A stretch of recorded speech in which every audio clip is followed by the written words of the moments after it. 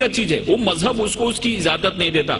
नामो नसब जमीन के नस्लों में बट गए, आदम के बेटे कितने कबीलों में बट गए, आए हैं जब से पेश इमामत के मसल्ले, सिजदे हमारे कितने मरलों में बट गए। ये किस तरह से कौम को इल्जाम में गुम रही, जब रहनुमा ही कौम के फिरकों में बट गए। अगर रहनुमा ही फिरकों में बट गए और उन्होंने उस चीज को नहीं समझा, उसको मकसद को नहीं समझा, तो हम उस महान और उस ग्रेट रिलीजन को क्यों दोष दें जिन्होंने पूरी दुनिया में अमन को लाया। ये समझने की चीज है, क्योंकि बहुत सारी चीजें मुझको भी मालूम नहीं थी। मेरे भी मन में बहुत सारे मिसअंडरस्टैंडिंग थे। जब मैंने इस्लाम को पढ़ा और इस्लाम जानने वालों से चर्चा की, तो मेरे मन में बहुत सारे मिसअंडरस्टैंडिंग थे, वो मिसअंडरस्टैंडिंग दूर हो गए।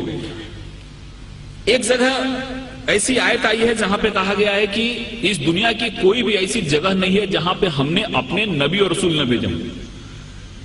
1,24,000 हमने अपने नबी रसूल दुनिया में भेजे, जिसमें से 25 का नाम कुरान में आया है।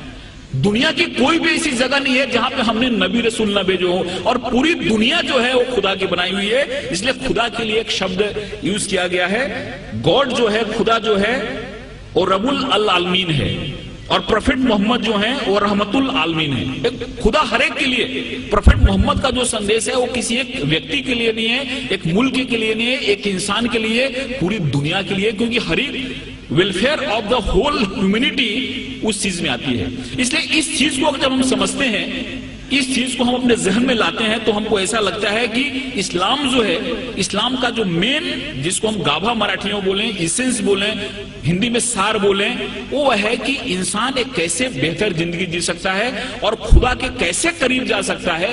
एक चीज हमारे इस्लाम में बताई गई है, और मुझे उम्मीद है कि इस तरह के कार्यक्रम से ये जो बात है लोग तक पहुंचेगी और इंसान एक अच्छा बेहतर इंसान बनेगा, और हर एक इंसान के मन में प्यार मोहब्बत की बात आएगी। कुरान में जिहाद जो शब्द है, लफ्ज है, केवल 41 टाइम आया है, लेकिन और जो चीजें हैं, कंपैशन की बात है, रहमत की बात है। आप कहीं भी देखो कुरान की शुरुआत होती है रहमत से, रहीम से शुरुआत होती है, और वो जो शब्द है रहमत शब्द, वो 325 बार आया हुआ है।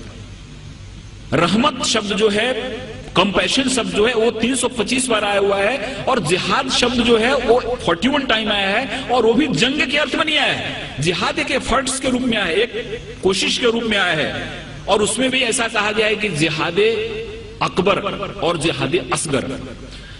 तलवार की लड़ाई बहुत छोटी लड़ाई है, जिसको उन्होंने जिहादे असगर कहा, और खुद से लड़ना जिहादे अकबर है।